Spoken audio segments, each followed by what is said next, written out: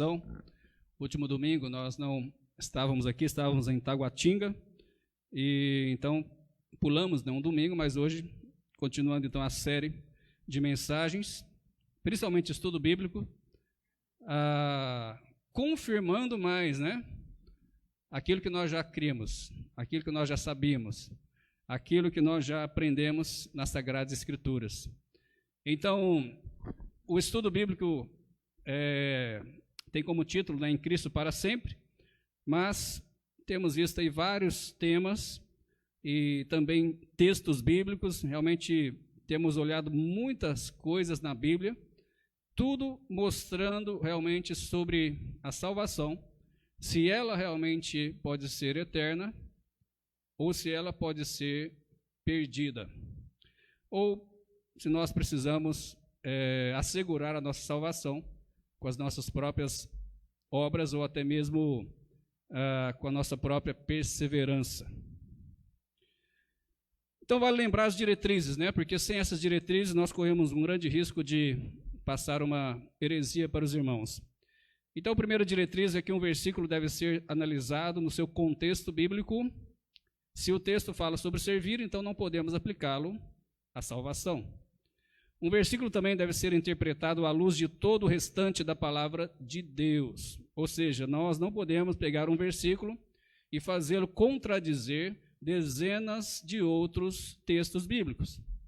E uma doutrina sempre deve ser baseada no todo que a Bíblia ensina sobre aquele assunto. Então a Bíblia ela se auto-interpreta e ela fala muito sobre a salvação. Então nós não podemos de maneira nenhuma ver algo num texto e depois em outro colocar outra coisa que o todo que a Bíblia tem não ensina. Nós já analisamos então 10 textos bíblicos, entramos depois em alguns temas bíblicos e estamos aí já no 12º tema bíblico. Mas um desses temas, que é crentes nominais e crentes verdadeiros, nós já passamos aí 4 estudos, só sobre esse tema, crentes nominais ou crentes verdadeiros. Então tem muita coisa, tem muita bagagem, e ainda tem mais ainda pela frente, Ainda tem mais ainda. A Bíblia realmente é um livro maravilhoso, que ela não deixa dúvidas. É nós que colocamos dúvidas, é nós que queremos distorcer. É nós que queremos fazer da forma que achamos melhor ou daquilo que é conveniente para nós. Então, se nós olharmos a Bíblia e vermos realmente a Bíblia com a autoridade da Bíblia e não com o que eu quero que seja ou com o que eu acho melhor ou mais fácil, então nós não corremos risco nenhum de colocar algo que não é bíblico, porque ela não deixa dúvidas. Hoje estaremos vendo sobre o tema vencedores ou vencidos. Vencedores ou vencidos. Os irmãos podem abrir as Bíblias em Apocalipse capítulo 3, versículo 5. Apocalipse capítulo 3, versículo 5.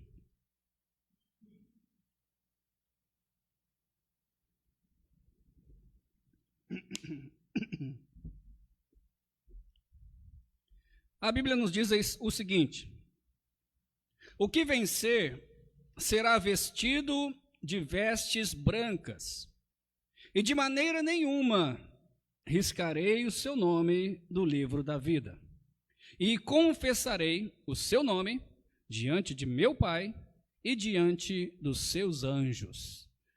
Irmãos, aqui nós temos um dos versículos mais problemáticos em relação à questão de segurança de salvação. Problemáticos, até uma forma estranha de se dizer, não quer dizer que o versículo tem problema, mas eu volto a repetir, é nós que colocamos o problema. É nós que queremos achar, como diz aí aquele ditado popular, chifre na cabeça de cavalo, de égua, não sei, Então, é nós que queremos fazer algo que não existe. É nós que queremos tentar inventar algo que talvez a gente ache que está aí na entrelinhas e não está. E dá um grande problema. Então, por isso que é um dos textos mais problemáticos. Apocalipse 3, versículo 5. As palavras aqui, nesse texto: de modo nenhum riscarei o seu nome do livro da vida. Irmãos, essas palavras parecem implicar uma possibilidade de que aqueles que não venceram poderão então ser riscados do livro da vida. Vou ler de novo o texto. O que vencer será vestido de vestes brancas, e de maneira nenhuma arriscarei o seu nome do livro da vida. Antes mesmo do estudo, olhando o texto, olhando as palavras, para mim já está claro, né, que não é bem assim. Para mim já está claro que realmente não tem aqui nenhuma possibilidade de que aqueles que não venceram poderão ser riscados do livro da vida, ok? E nós vamos explicar melhor para os irmãos entender, caso você ainda não pegou o próprio texto. Para entendermos melhor então esse texto, precisamos fazer duas perguntas. Primeiro, o que é um vencedor? Segundo as palavras do apóstolo João, quem escreveu o Apocalipse? Apóstolo João. Eu sei que o verdadeiro autor é o Espírito Santo, mas ainda assim Deus usava os homens com seus conhecimentos, com as suas habilidades, e para escrever a sua própria palavra. Mas então cada escritor ele tem aí basicamente o seu estilo, vamos dizer assim, né? Mas a palavra realmente é de Deus. Então, o que é um vencedor, segundo aí o estilo do escritor, o apóstolo João? Se nós olharmos então a primeira carta do apóstolo João, capítulo 5, versículo 4 e versículo 5. Primeira carta do apóstolo João, capítulo 5, versículo 4 e versículo 5. A Bíblia nos diz ali o seguinte: porque todo o que é nascido de Deus vence o mundo, e esta é a vitória que vence o mundo, a nossa fé. Quem é que vence o mundo? Senão aquele que crê que Jesus é o Filho de Deus. Os irmãos perceberam aí, eu dei uma entonação no lugar onde não devia, talvez os irmãos pegaram essa entonação ou não, mas os irmãos perceberam no início do versículo: porque todo o que é o quê? Nascido de Deus. O que essa pessoa faz? Vence o mundo. E depois, versículo 5, quem é que vence o mundo, senão aquele que crê que Jesus é o Filho de Deus?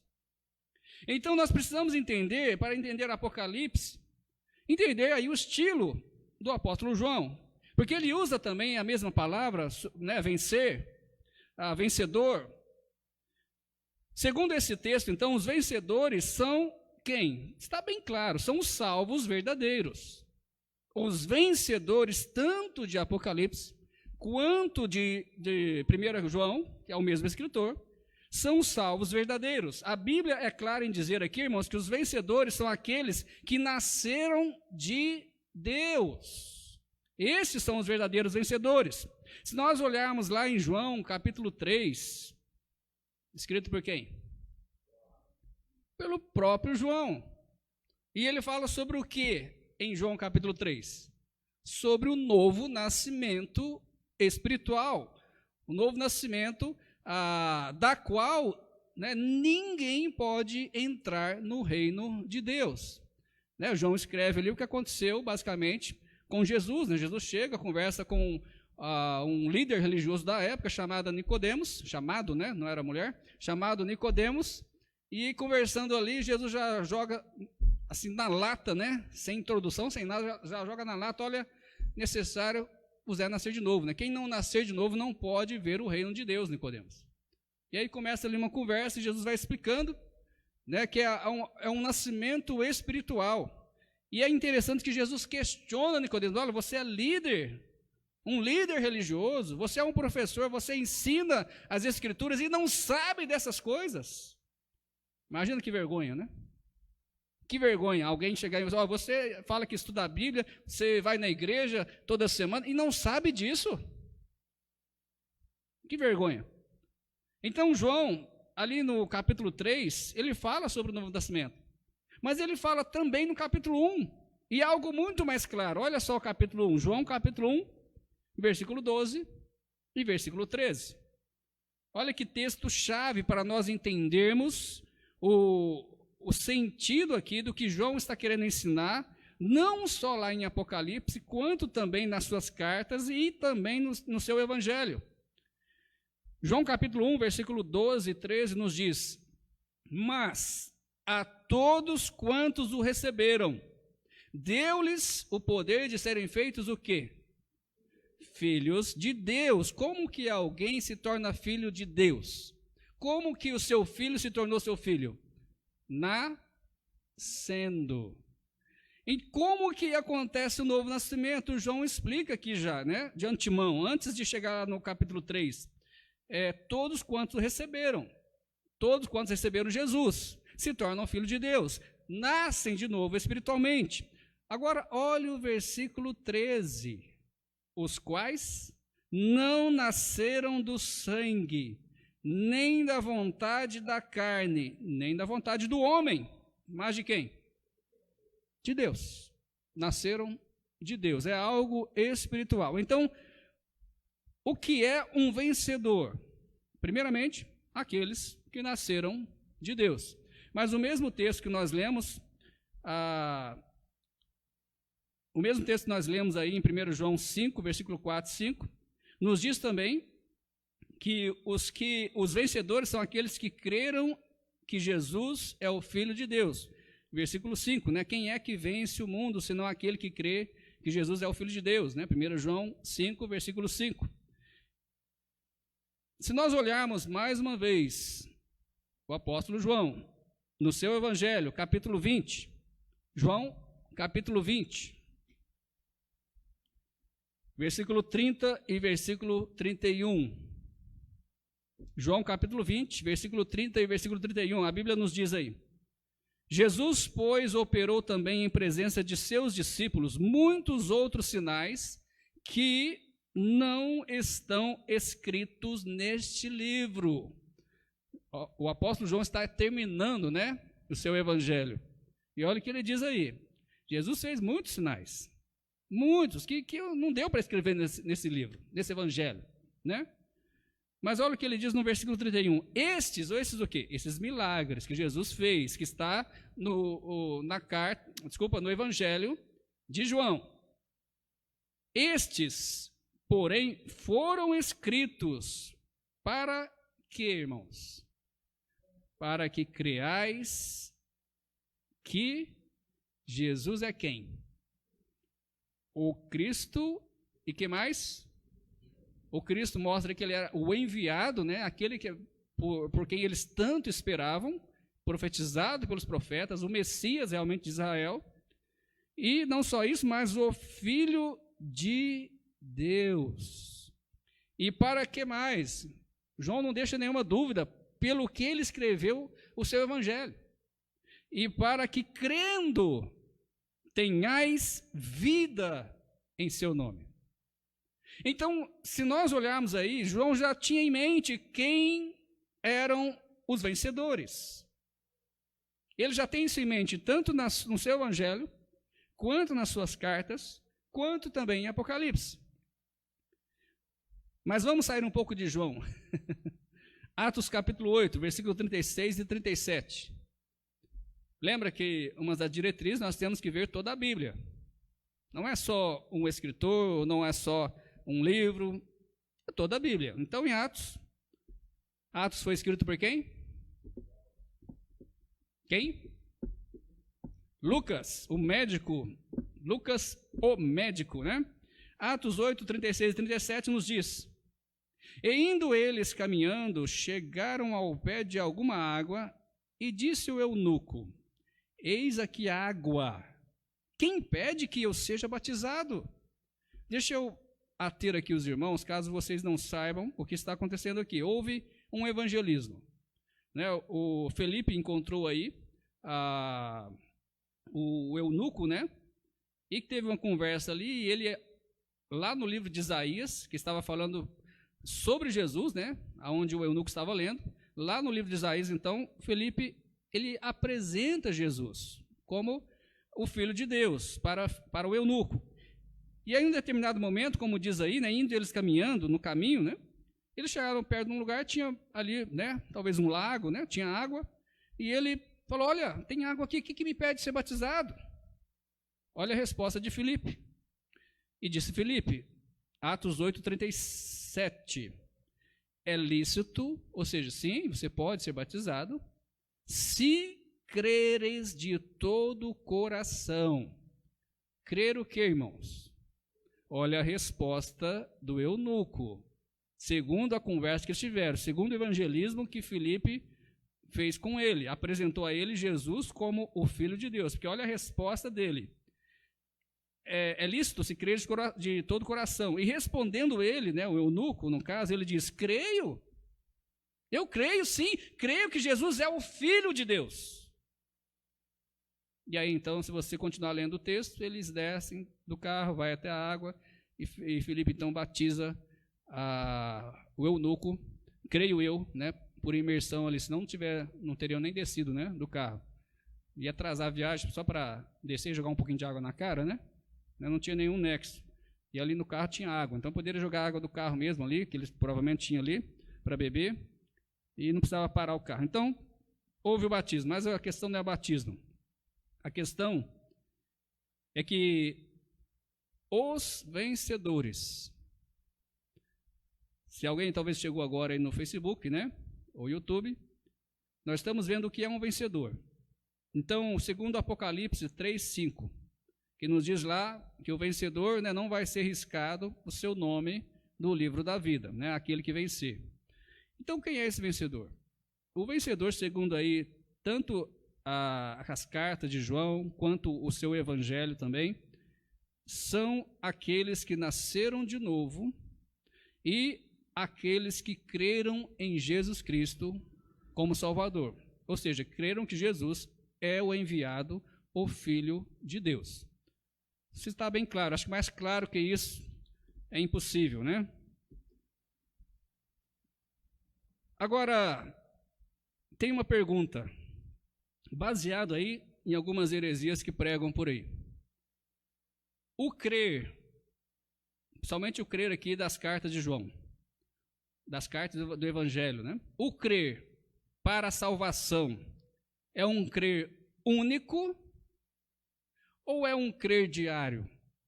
Ou seja, vou explicar melhor. O crer que o apóstolo João mostra aqui é um crer que eu recebo Jesus, eu creio nele como Filho de Deus e eu sou salvo naquele momento?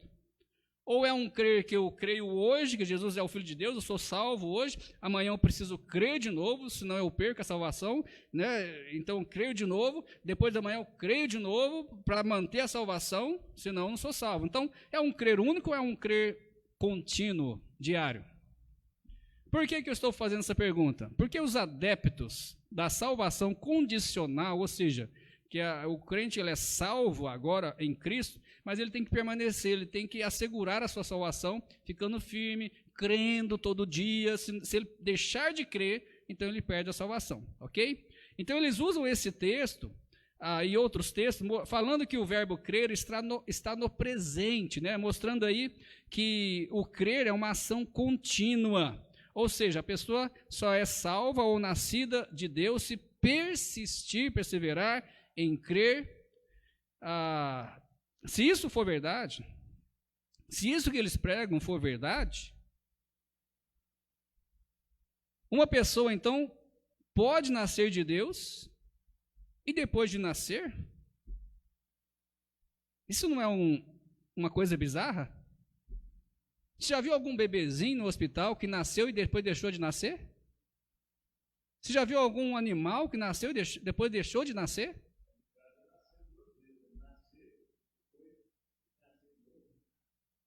Não, tem que deixar de nascer para tentar nascer de novo, né? Que coisa mais bizarra. As coisas de Deus não são bizarras. Eu sei que tem algumas coisas que assim, é sobrenatural, mas bizarro não. Deixar de nascer?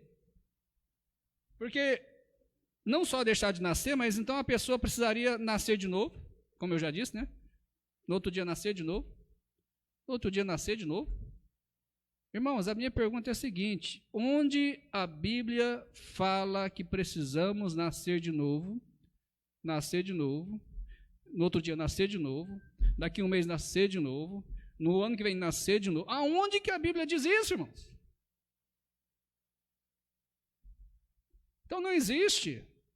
É umas coisas que as pessoas inventam e os outros vão atrás, né? Maria vai com as outras e vai repetindo como um papagaio, mas se você olhar na Bíblia, isso não existe. É a mesma coisa daquele velho dizer, né? Nós estamos aí já em 2022, mas antes de 2000, alguns diziam, né? 1000 chegarás e 2000 não passarás. Está na Bíblia. Você não ouviu isso de alguém? Não existe isso na Bíblia. Esse versículo, 1000 passarás e 2000 não passarás. Isso aí alguém disse, o outro pegou e foi falando igual papagaio, e não tem na Bíblia isso. A mesma forma também a salvação pelas obras. A salvação condicional, né? Isso também não existe na Bíblia.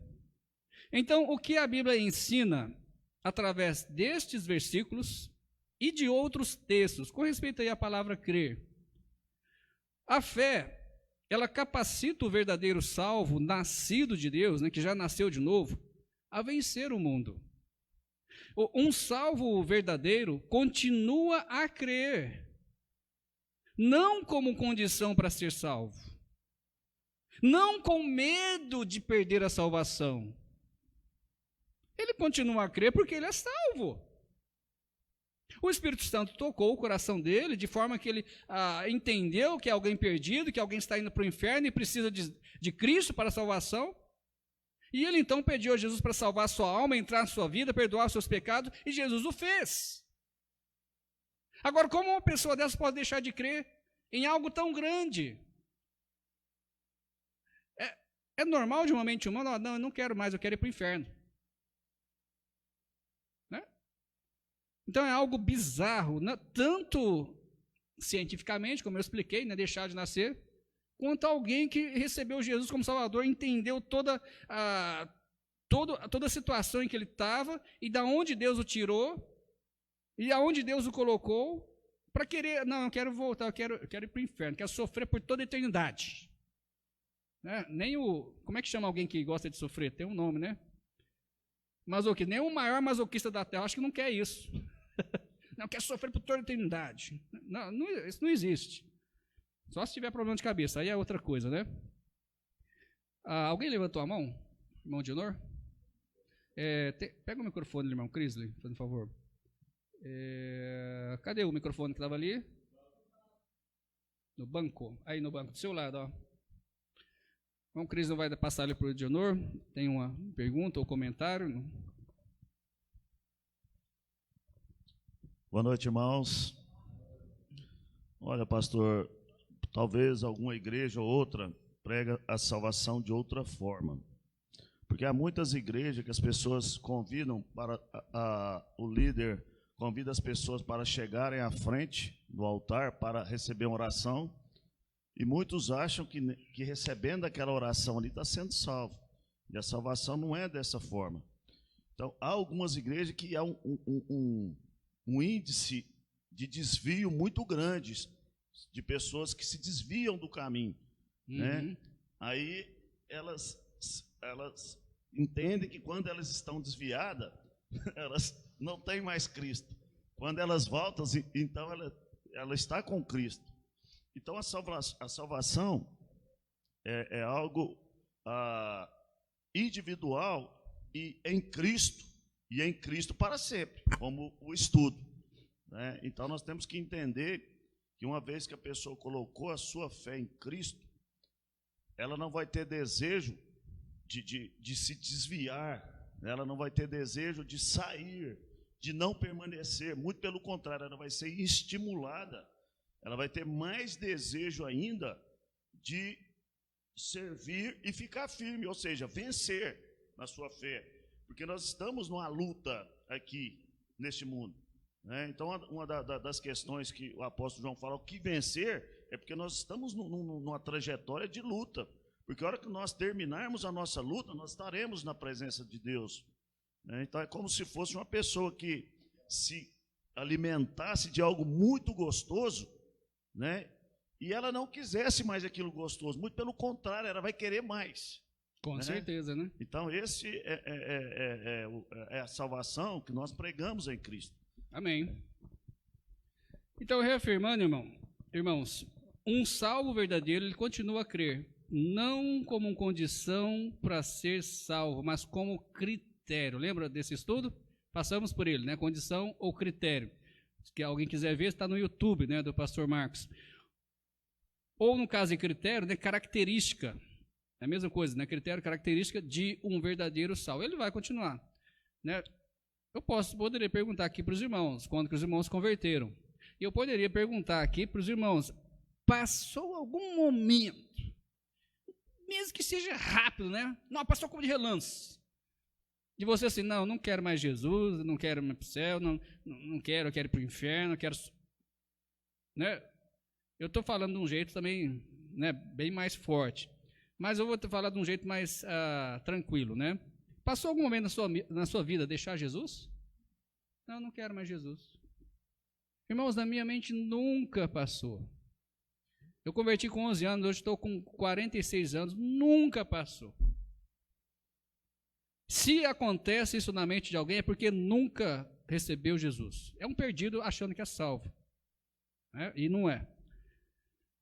O apóstolo João, então, ele se dirige 3 vezes aos jovens da família de Deus, em 1 João capítulo 2, versículo 13 e 14. Se os irmãos quiserem confirmar o que eu estou dizendo, eu não vou ler esse texto, mas pode confirmar aí. 1 João 2, versículo 13 e 14. Então, o apóstolo João, ele se dirige aos jovens da família de Deus, né?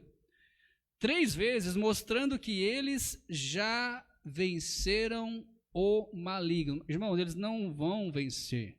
O apóstolo João deixou claro, já venceram o maligno. São vencedores, em outras palavras.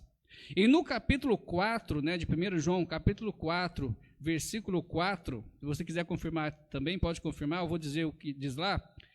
O apóstolo João deixa claro que essa vitória não é segundo a força da pessoa, não é ela que está permanecendo, perseverando, mas é segundo a força e o poder daquele que habita no salvo, daquele que habita em nós. Então não é algo de nós, não tem como eu ser salvo por minhas próprias forças, não tem como eu garantir ou assegurar a minha salvação com as minhas próprias forças, porque eu não vou dar conta. Mas se Deus habita em nós, é como eu disse, nunca vai passar um pensamento de querer deixar. Como nunca passou na minha vida durante todos esses anos. Só se realmente eu ficar louco, né? Tem problema de cabeça, aí ficar doidão, né? Aí começar a fazer coisas, né, esquisitas aí, não começar mais a bater bem, né, das ideias. Aí sim, aí eu posso talvez falar algumas coisas, não quero mais Jesus, né? Mas se não, ninguém em perfeitas condições mentais pode pensar nisso. Como você nunca pensou, quer ver? Alguém já pensou isso? Né? Então, como você nunca pensou e nunca pensará, com certeza. Então, quais são as promessas, voltando aí para Apocalipse, quais são as promessas feitas em Apocalipse para o vencedor? Ok? Eu vou citar aqui as promessas e os textos, né, os versículos, capítulo e versículo, mas nós não vamos ler por causa do tempo. Quais são as promessas feitas, então, em Apocalipse para o vencedor, para o salvo verdadeiro, né? E essa pessoa, o salvo verdadeiro, ele vai comer da árvore da vida, conforme o capítulo 2 de Apocalipse, versículo 7. Este também, ele não sofrerá o dano da segunda morte, né? O vencedor, o salvo verdadeiro, ele não sofrerá o dano da segunda morte, segundo o capítulo 2, versículo 11. E se nós olharmos lá no capítulo 20, versículo 14, a segunda morte as pessoas serem lançadas no lago de fogo, ou seja, a segunda morte é para os perdidos. Também o vencedor, o salvo verdadeiro, ele comerá do maná escondido. Eu tenho vontade de experimentar esse negócio, né? Quando eu leio lá no Velho Testamento, né, o maná, dá uma vontade de experimentar, rapaz, e nós vamos experimentar, né? Lá no céu, e fala que está escondido, né? Não sei porque está escondido, acho que deve ter alguns batistas lá já, né? Querendo comer o negócio e está escondido, estou brincando, né? Mas, então ele vai comer do maná escondido. Ele também vai receber o poder sobre as nações, conforme o capítulo 2, versículo 26, né? O maná está no capítulo 2, versículo 17, se eu não disse, né?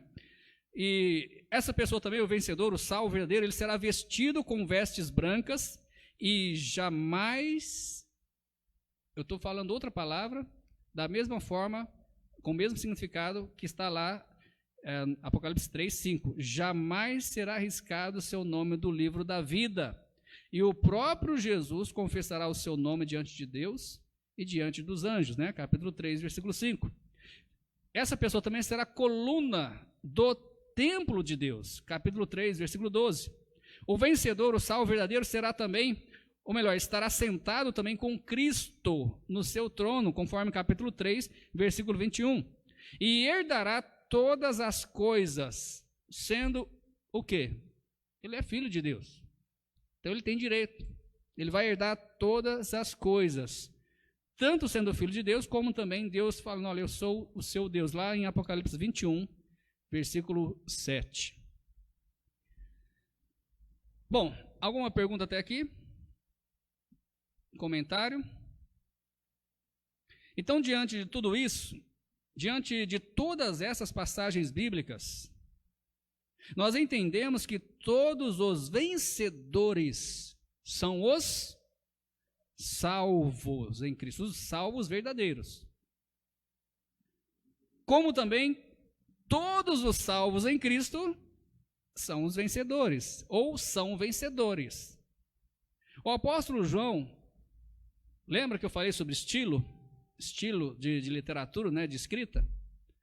O apóstolo João, ele usa aí o termo vencedor, ele gosta de usar esse termo.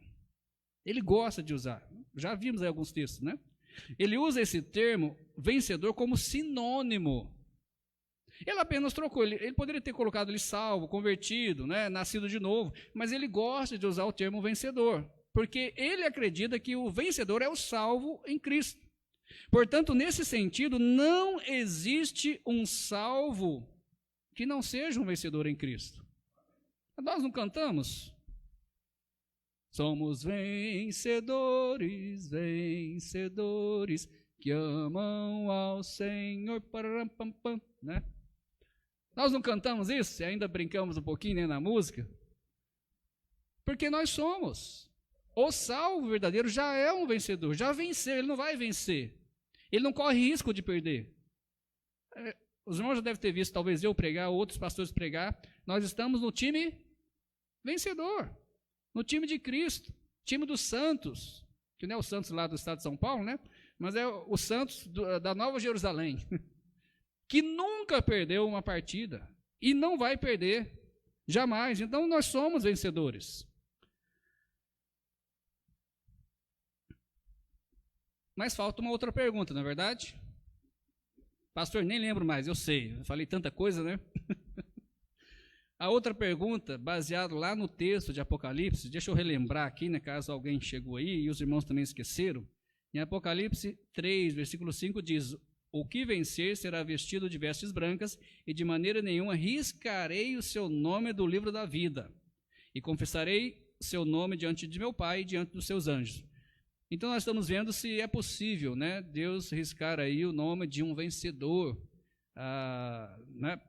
Então já vimos aí o que é um vencedor, o vencedor é o salvo verdadeiro, mas aí a outra pergunta que nós precisamos ver também, o que é o livro da vida? O que é o livro da vida? Sabemos que os nomes dos companheiros do apóstolo Paulo estão no livro da vida. Ele comentou isso, né, lá em Filipenses capítulo 4, versículo 3.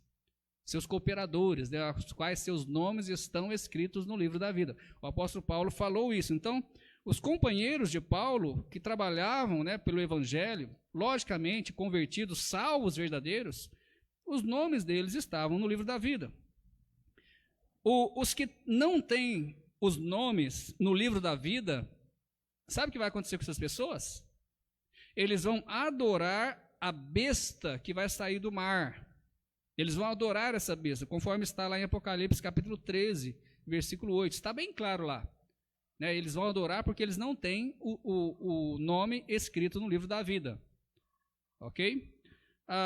Os que não têm os nomes também no livro da vida serão lançados no lago de fogo. Né? Já comentamos sobre isso, conforme Apocalipse 20, versículo 15. Só os que têm seus nomes no livro da vida entrarão na Nova Jerusalém. Basicamente vai ser, né, tipo uma alfândega que a gente fala, né? A pessoa chega, ó, dá seu nome aí. Não, você não pode entrar aqui, né? Não é verdade? Basicamente vai ser isso. Eu não estou falando que vai fazer dessa forma, né? Só para os irmãos entenderem, né? Tipo uma ilustração, que só quem tem o nome escrito no livro da vida é que vai poder entrar na Nova Jerusalém. Qual é a Nova Jerusalém? A cidade onde os salvos vão morar, né? A nova cidade. Então, diante de todos esses textos sobre o livro da vida, irmãos, entendemos que o livro da vida é um registro de todos os salvos verdadeiros, né? Aqueles realmente que nasceram de novo em Cristo Jesus. É basicamente um registro. Nasceu aí o filho do... Quem que eu uso aqui, né? Filho do João Paulo, né? Nasceu aí, vai casar, né? Não vai, ainda não tem, né? Mas já estou profetizando como os pentecostais fazem, né? Mas Deus vai abençoar, vai casar, aí nasce o filho de João Paulo. O que tem que fazer? Registrar. Sabemos como que Deus faz as coisas? Nasceu alguém espiritualmente, automaticamente é registrado na cidade onde mora o salvo, onde vão morar, né, os salvos. Já é registrado. É a mesma coisa que acontece na vida normal. Tem que registrar, então é registrado. Agora, só brincando aqui com os irmãos, né? Colocando a cachola para funcionar aí, brincar um pouquinho, né? Alguns fusíveis aí vai queimar, né? Vão queimar, mas vamos lá. Tem como nasceu o filho de João Paulo, foi registrado, né? Aí tem como, assim, ele falou mal da cidade, né? Falou mal do prefeito. Começou a roubar, começou a fazer um monte de coisa, né? O filho do João Paulo, depois que cresceu, logicamente, né? Irmãos, eles vão lá tirar o registro dele? Não, vamos tirar aqui que esse aí não é um bom cidadão, não. Percebe também algo natural, algo que é impossível acontecer na vida cotidiana, não acontece espiritualmente, é impossível. Mas vamos para frente que eu vou explicar, deixar bem claro isso, né? É impossível tirar um nome ou até mesmo riscar. Você já imaginou um livro lá da cidade celestial? Maravilhoso, né? Olha, santo, o livro da vida. Aí se abre ele assim, está cheio de nome riscado. Bonito, né? Você acha que Deus vai fazer isso? Mas eu vou deixar mais claro para os irmãos. Deixa eu ver aqui. Então, voltando aí à grande pergunta. Voltando à grande pergunta que nós fizemos no início do estudo. Conforme Apocalipse 3:5. É possível Deus riscar o nome de algum vencedor em Cristo, que nasceu de Deus, que creu em Jesus, creu que Jesus, né, é o Filho de Deus, conforme aí todos os textos que nós lemos? É possível? A resposta? Não. É impossível. Mas eu vou dar mais uma colher de chá, né, caso alguém não entendeu. Nós não devemos formar uma doutrina tão séria. Isso aqui não é coisa básica. Isso aqui não é uma doutrina assim, tanto faz se é assim, se não é. Isso aqui é uma doutrina séria. Nós estamos colocando aqui o destino de uma pessoa, se ela vai para o céu, se ela vai para o inferno. Então nós não podemos formar uma doutrina tão séria em algo que pode estar implícito em algo que não está claro. É muito melhor, irmãos, é muito mais seguro usar textos claros, textos diretos, que não deixem nenhuma dúvida, numa doutrina tão importante. Outra coisa, o oposto de uma afirmação, que acontece ali em Apocalipse, né? O oposto de uma afirmação nem sempre é verdadeiro. Eu vou explicar melhor, vou dar um exemplo. Se eu estou, por exemplo, em Jerusalém, então eu estou em Israel. Você tem alguma dúvida disso? Se eu estou em Jerusalém, então eu estou em Israel. Você tem alguma dúvida? Não, porque está bem claro. Agora eu vou dar um outro exemplo. Eu vou colocar o oposto. Eu disse algo claro, algo direto. Agora eu vou colocar algo aí meio oposto, que você tem que pensar, né? Ou colocar alguma coisa implícita. Se eu disser então, se eu não estou em Jerusalém, então eu não estou em Israel. A mensagem está clara? A mensagem está, tipo assim, deixou algum vácuo aí? Deixou alguma coisa a desejar? Deixou. Porque não quer dizer que se eu não estou em Jerusalém, que eu não esteja em Israel. Eu posso estar em outra cidade de Israel. Compreende? Então o oposto não deixa claro, mas o que é direto, né, como outros versículos claros, que deixa realmente claro o que está dizendo, aí sim nós podemos usar, nós podemos falar com certeza, mas nós não podemos usar um versículo que a gente pensa algo, né? E eu vou terminar mostrando realmente que o versículo não diz isso. Como eu disse, a primeira vez que eu li o texto, eu já vi que não era bem o que pregam, mas eu já vi a segurança e salvação ali. Podemos dizer, irmãos, que podemos dizer que a promessa em Apocalipse 3:5, de não riscar o nome do livro da vida, é uma segurança que Deus dá ali. Ele deixou uma segurança, ou seja, ele colocou que jamais, né? A palavra-chave aí é duas palavras, né? Três palavras, né? De nenhuma maneira. De nenhuma maneira. O que significa isso? Qual outra palavra nós podemos usar aqui no lugar delas? De nenhuma maneira. Podemos usar nunca? Jamais? Então é o que diz o texto. E nós já definimos, né, conforme o João tinha o costume, que o vencedor é o salvo verdadeiro. Então, de nenhuma maneira arriscarei o seu nome do livro da vida. A questão ali, então, em Apocalipse 3:5, é uma segurança. Não é uma ameaça. Você vê ali como uma ameaça. Se você não vencer, eu vou riscar seu nome. É isso que Deus está falando? Ixi, aí se torceu pra caramba, né, o versículo ali, se você pensa assim. É uma segurança. E quer mais segurança do que isso? De Deus falar, olha, você que é vencedor, você que é salvo, verdadeiro, jamais eu vou riscar seu nome do livro da vida. É Deus falando. Mas concluindo, podemos considerar Apocalipse 12, versículo 11 também. É interessante que Apocalipse 12, versículo 11, fala ali dos crentes, dos salvos, no período da tribulação. E mesmo no período da tribulação, né, onde a pessoa vai ter que basicamente, né, perseverar, né, ou dar a sua vida, né, pela causa, pela salvação, no caso assim, se ele crê em Jesus, ele vai ter que morrer até a morte, dizendo que crê em Jesus, né, morrer até a morte, olha o que eu disse, né, mas ir até a morte, crendo em Jesus, isso na tribulação. Ali está mostrando, irmão, que a salvação, nem lá na tribulação, está mostrando que a salvação é pelas obras. Nem lá. Alguém lê o texto para mim? Pega o microfone, irmão. Apocalipse 12, versículo 11. Lembrando que esse é outro período, é o período da tribulação, não é o período da graça que nós estamos neste momento. Apocalipse 12, 11, olha o que diz lá. E eles o venceram pelo sangue do Cordeiro. Venceram como? Palavra, pelo sangue do sangue Cordeiro. do Cordeiro, não foi pelas suas próprias forças, não foi por perseverar. Continua. E pela palavra do seu testemunho, e não amaram suas vidas até a morte. Eles não amaram as suas vidas, ou seja, eles se entregaram, né?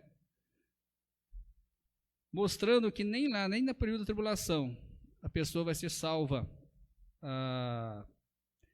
pelas suas obras, mas pelo sangue do Cordeiro. Irmãos, terminando, existem apenas duas classes de pessoas: salvos e perdidos, vencedores e vencidos. Nós não somos, deixa eu ler aqui direito, né? Não somos salvos se vencermos, mas somos vencedores porque somos salvos. Percebe a diferença? Não somos salvos se vencermos. Não é isso que a Bíblia diz em nenhum lugar. Mas somos vencedores porque fomos salvos, né? Entregamos a vida a Cristo, nascemos de novo. Mas a minha pergunta, e você? Você já nasceu de novo? Você realmente já entregou sua vida a Cristo? Como eu disse, né, se já passou pela sua mente deixar Jesus, né, olha, alguma coisa tem errado, porque nenhum verdadeiro salvo, eu nunca ouvi falar de nenhum verdadeiro salvo dizer, eu acho que eu estou pensando em deixar Jesus. Nunca ouvi isso na minha vida, e creio que eu nunca vou ouvir isso. Se ouvir, talvez é alguém que já está com problema aí de cabeça, como eu já disse, né? Alguma doença séria, e aí vai falar essas barbaridades. Mas e você, já entregou sua vida a Cristo ou ainda está tentando ganhar a salvação, ou até manter a sua salvação através das obras? É só confiar, é só entregar e confiar, porque não depende de nós, amém? Oremos, Pai, obrigado, Senhor, por esse estudo bíblico, obrigado pelos textos bíblicos, obrigado pela forma que João deixou claro nos seus escritos, usando a palavra vencedor, tanto no seu evangelho, quanto nas suas cartas, e também em Apocalipse, mostrando realmente que os vencedores são salvos em Cristo, e que jamais seus nomes vão ser riscados ou tirados do livro da vida. Obrigado, Pai, por tão grande segurança. Em nome de Jesus que oramos agradecidos. Amém.